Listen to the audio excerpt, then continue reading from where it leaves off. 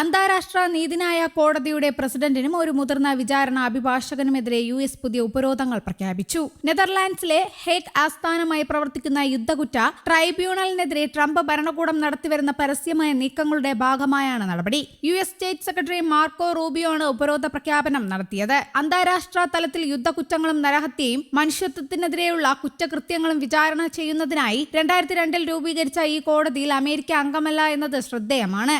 ICC പ്രസിഡന്റായ Japanese judge ടെമോക്കോ അക്കാനെ, Senegal പൗരനും മുതിർന്ന വിചാരണ അഭിഭാഷകനുമായ അബ്ദുല്ലായെ സേയെ എന്നിവർക്കെതിരെയാണ് ട്രംപിന്റെ മുൻ ഉത്തരവിന്റെ അടിസ്ഥാനത്തിൽ ഉപരോധം ഏർപ്പെടുത്തിയിരിക്കുന്നതെന്ന് റൂബിയോ വ്യക്തമാക്കി. കോടതിയുടെ അധികാരപരിധി അംഗീകരിക്കാത്ത രാജ്യങ്ങളിലെ ഉദ്യോഗസ്ഥരെ അന്വേഷിക്കാനും അറസ്റ്റ് ചെയ്യാനും തടവിലിടാനും അല്ലെങ്കിൽ വിചാരണ ചെയ്യാനും ഈ വ്യക്തികൾ നേരിട്ട് ശ്രമങ്ങൾ നടത്തിയിട്ടുണ്ടെന്ന് റൂബിയോ തന്റെ പ്രസ്താവനയിൽ കുറ്റപ്പെടുത്തി. എന്നാൽ US-ന്റെ ഈ നടപടിയെ അന്താരാഷ്ട്ര നീതിന്യായ കോടതി ശക്തമായി അപലപിച്ചു. നിയമം നടപ്പിലാക്കുന്നതിന്റെ പേരിൽ നീതിന്യായ രംഗത്തുള്ള വ്യക്തികളെ ഭീഷണിപ്പെടുത്തുന്നത് ആഗോള നിയമവ്യവസ്ഥയെ തന്നെ വലിയ അപകടത്തിലാക്കുമെന്ന് കോടതി ചൂണ്ടിക്കാണിച്ചു. ഇസ്രായേൽ പ്രധാനമന്ത്രി ബെഞ്ചമിൻ നെതന്യാഹുവിനെതിരെ അറസ്റ്റ് വാറന്റ് ആവശ്യപ്പെട്ട പ്രോസിക്യൂഷൻ സംഘത്തിലെ മുതിർന്ന അഭിഭാഷകനാണ് ഉപരോധത്തിനിരയായ അബ്ദുല്ലായെ സേ.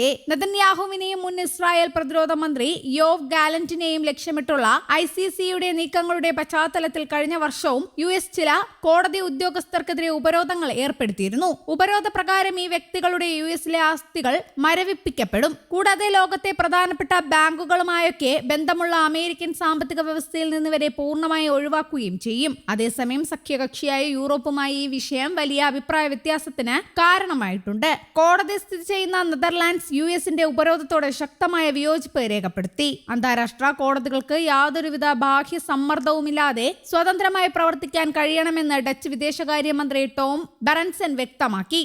US-ന്റെ ഇത്തരം നടപടികൾ നിയമവിരുദ്ധമാണെന്ന് ചൂണ്ടിക്കാണിച്ചുകൊണ്ട് 3 ICC ജഡ്ജിമാർ കഴിഞ്ഞ ജൂണിൽ ട്രംപിനും ഭരണകൂടത്തിനുമെതിരെ കേസ് ഫയൽ ചെയ്തിരുന്നു. കോടതിയുമായി സഹകരിച്ച് പ്രവർത്തിക്കുന്ന സംഘടനകളുടെ അവകാശങ്ങളെയാണ് ഈ ഉപരോധങ്ങൾ ലംഘിക്കുന്നത് എന്ന് വിവിധ മനുഷ്യാവകാശ സംഘടനകളും ചൂണ്ടിക്കാട്ടി.